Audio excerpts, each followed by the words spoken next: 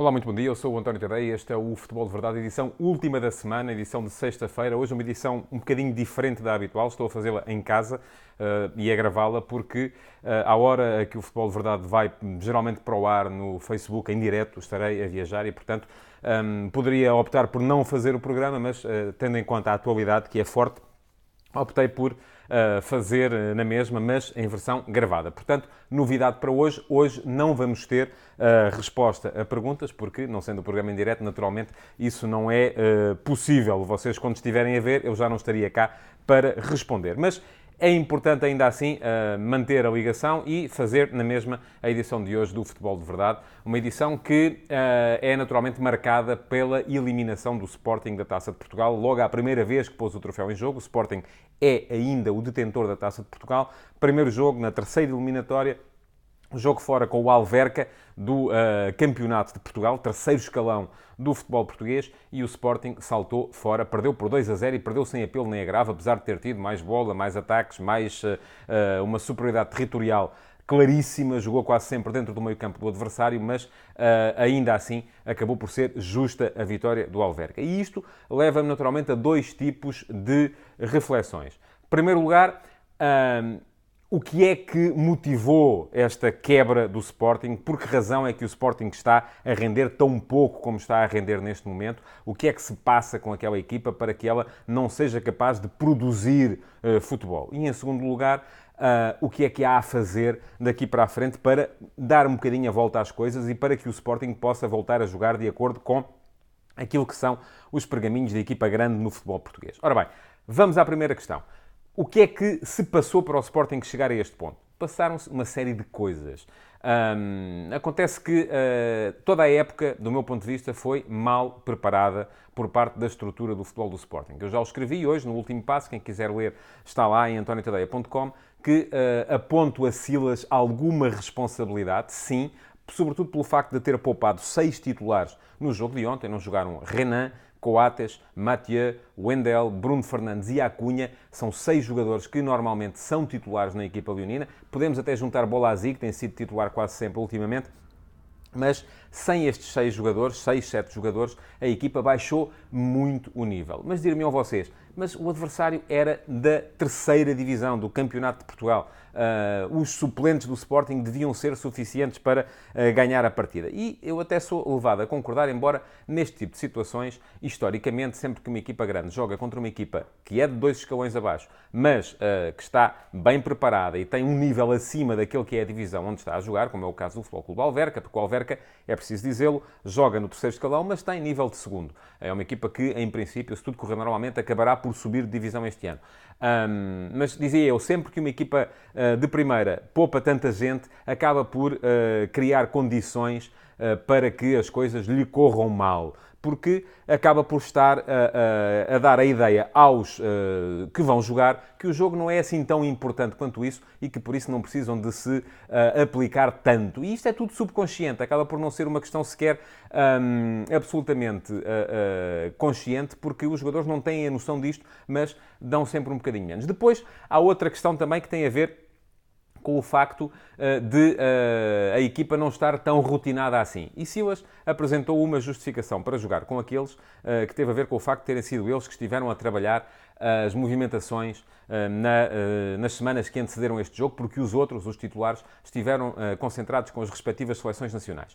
Eu sou sensível a essa ideia, mas aquilo que se viu em campo não deu razão ao treinador. Portanto, eu sou levado a crer que arriscou em demasia Jorge Silas ao substituir tanta gente num jogo que era tão importante como era este, porque era um jogo do qual dependia aquilo que é a tranquilidade pelo continuar a trabalhar. Mas, é preciso dizê-lo, a responsabilidade fundamental não é dele. Não foi ele que fez este plantel. E este é um plantel super desequilibrado. Se no início da temporada até se podia achar que o Sporting não estava pior do que na temporada passada, porque entre entradas e saídas não havia assim uma... É verdade que a equipa não tinha acabado por remediar as coisas que estavam mal, os laterais, a questão do guarda-redes continuava a ser premente, mas foi depois, nos últimos dias da janela de mercado, que o plantel do Sporting se tornou tão desequilibrado. Sobretudo com as saídas de Rafinha e de Bas Dost, Bas Dost não foi substituído.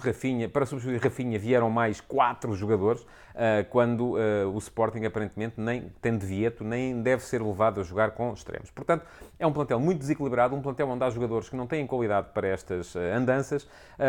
Mas dizem vocês, mas o adversário era o Alverca. Sim, só que o Alverca apresentou-se muito sólido, muito bem organizado, sabendo perfeitamente aquilo a que estava a jogar e sabendo explorar aquilo que são as debilidades da equipa do Sporting. A equipa do Sporting tem debilidades claramente identificadas neste momento e uma delas é a sua inconsistência. Uma delas é o facto de não haver um rumo coerentemente definido. E esse é outro problema que tem a ver também com a estrutura, porque, é preciso dizê-lo, Frederico Varandas começou a época com Kaiser, já despediu Kaiser e colocou no seu lugar Lionel Pontes. Já despediu o Lionel Pontes, não despediu, voltou a colocá-lo no sub-23 e meteu no seu lugar o Jorge Silas, e com cada um destes treinadores vem uma ideia de jogo diferente. Com cada um destes treinadores vêm processos diferentes, vem um sistema tático diferente. Aliás, Silas, em 3 jogos, usou 3 sistemas táticos diferentes. Isto leva também a que os jogadores se baralhem um bocadinho. Portanto, responsabilidades, acima de todas, da estrutura, como é evidente. Foi a estrutura que preparou a época, foi a estrutura que permitiu que o Sporting entrasse nesta temporada com um plantel tão desequilibrado, com um plantel onde há tanta gente com falta de qualidade, com um plantel onde há jogadores sedentários, mas onde faltam jogadores, evidentemente, para algumas posições, e que não deu e não está a dar tranquilidade a ninguém para conseguir trabalhar. Depois, também, naturalmente, há a questão da conjuntura. E a conjuntura não é favorável a quem quer que seja que queira trabalhar no Sporting neste momento. A conjuntura é uma conjuntura de contestação permanente e que tem a ver também com o que se passou depois da destituição de Bruno de Carvalho. Antes e depois. Primeiro o antes, a questão dos acidentes de Alcochete, e logo a seguir o depois, a forma como este Sporting, o Sporting de Varandas, acabou por ser oposto ao Sporting de Bruno de Carvalho. E há muita gente que não perde a oportunidade a cada pequena coisa, e neste momento já não são pequenas coisas, já são grandes coisas, é preciso que se diga, mas muita gente que a cada pequena coisa não perde a oportunidade de vir contestar e de vir exigir demissões e de vir exigir que mude tudo e mais alguma coisa. O Sporting é um clube que tem uma Constituição, que são os seus estatutos, e há formas de levar as coisas para aqui ou para ali. E essas têm que ser seguidas, não é seguramente através de manifestações populares, sobretudo as promovidas pelas claques, que toda a gente sabe, apesar de o futebol do Sporting ser de uma pobreza confrangedora neste momento, a motivação principal das claques tem a ver com a questão do protocolo e com a questão de lhes terem sido retirados apoios na sequência daquilo que foi o papel, pelo menos de uma delas, da Juventude Leonina, nos incidentes de Alcochete. E isto leva-nos também, portanto, para a questão seguinte, que é a questão do que é que se pode fazer daqui para a frente. Não há muita coisa que se possa fazer. Ontem foi perguntado a Silas se o Sporting devia assumir que não é candidato a coisa nenhuma. Enfim, eu acho que isso não é algo que o Sporting ganhe em assumir, é uma realidade que o Sporting deve assumir para si, não tem que assumir para fora. Porque ao assumi-lo para fora está a agurar as expectativas de patrocinadores, está a criar condições para que o público pagante seja cada vez menos nos jogos e, portanto, está a perder receita, está a retirar pressão de cima dos jogadores que, a partir daí, saberão que não estão a jogar para coisa nenhuma. E isto tem tudo para ser negativo e para gerar um desastre ainda maior do que aquele que se viu na época de 2012, 2013, em que o Sporting acabou a Liga no 7º lugar e em que, ao fim de 12 jogos, os mesmos 12 jogos que tem este ano, se este ano só ganhou 4, naquela altura só tinha ganho 2. E apenas no segundo treinador, Oceano tinha acabado de substituir o Ricardo Sapinto e estava para chegar o Frank Vercauteren, que também rapidamente foi posto a andar para vir Josualdo Ferreira. Mas aquilo que se viu do Sporting naquela altura é muito semelhante com aquilo que se está a ver no Sporting desta altura. E isso vem dar força também àqueles que são os saudosos dos tempos de Bruno de Carvalho, porque o que mediou entre estas duas alturas foi precisamente a gerência de Bruno de Carvalho, onde é preciso que se diga, o Sporting também não ganhou assim tanta coisa, ganhou uma taça de Portugal, ganhou uma taça da Liga, ganhou uma supertaça, mas pelo menos era um Sporting que combatia. E é isso que os adeptos sentem falta. Enfim, eu não vou dizer que têm razão, acho que não, porque muito desse combate era feito através do incitamento a sentimentos que não são os mais bem vistos em termos de sociedade e de desporto, como a intolerância com a diferença, e isso é um problema da sociedade atual, mas pelo menos é isso de que os adeptos, muitos dos adeptos do Sporting se queixam. Portanto, olhando para aquilo que neste momento se passa, eu acho que não basta a Frederico Varandas vir dizer que está envergonhado, como disse ontem, da mesma forma que achei que não lhe bastava vir dizer, e então ainda foi pior, depois dos 5-0 que o Sporting apanhou do Benfica na Supertaça no início da temporada, vir dizer que não estejam preocupados porque eu também não estou. Eu acho que as razões para preocupação estão lá desde o início, estão a avolumar-se e não vão mudar a não ser que o Sporting comece a ganhar jogos. E para o Sporting começar a ganhar jogos, se calhar vai ser preciso fazer ali um pequeno ato de contrição, se calhar vai ser preciso, de facto, o Presidente e a sua estrutura virem reconhecer aquilo em que falharam e foi muita coisa. E isto pode permitir, de certa forma, algum apaziguamento. Não sei como é que isto se faz, não sei se é com uma entrevista, não sei se é com um pedido ou uma Assembleia Geral para colocar o lugar à disposição e para a eventualidade de serem convocadas novas eleições. A verdade é que neste momento o Sporting não tem aquilo que mais falta lhe faz para conseguir ter o seu projeto, para conseguir andar para a frente com o seu projeto, que é uma equipa de futebol ganhadora, uma equipa de futebol com tranquilidade para trabalhar. E isso vai fazer muita falta. Bom, ponto final na questão Sporting. Obviamente tem que se dar os parabéns ao Alverca, o primeiro tomba gigantes da taça. Uma equipa muito bem organizada pelo Vasco Matos, que começou no início a ser capaz de ir morder o Sporting na saída de bola, enquanto o jogo esteve 0-0. É verdade o que disse Silas, que o Sporting conseguiu sempre sair a jogar de trás, ao contrário do que tinha feito, por exemplo, contra o Lask Linz, na partida em que Silas tentou, pela primeira vez, este novo modelo de jogo. Mas a verdade é que ao fim de 10 minutos o Alverca fez um golo, a equipa recuou e esse deixou de ser um problema que o Sporting teve de encarar. A partir daí, aquilo que vimos foi um Alverca sempre muito bem organizado, num 4-2-3-1, em que os dois médios centro, o Rafa Castanheira e o Luan, ocuparam muito bem aquele espaço entre linhas, impedindo o Sporting de ligar o jogo e através das diagonais do Vieto na esquerda e do Rezé na direita, muitas vezes até com o Miguel Luís a aparecer junto à linha lateral. E o Sporting nunca conseguiu ligar o jogo com o seu ponta de lança. Isso foi muito fruto também da boa organização da equipa do Alverca, que depois tinha na frente um Apolinário, que é um segundo avançado de qualidade, um segundo avançado com futebol para uma primeira liga. Não é jogador de Campeonato Nacional de Séniores ou do Campeonato de Portugal, é assim que se chama agora.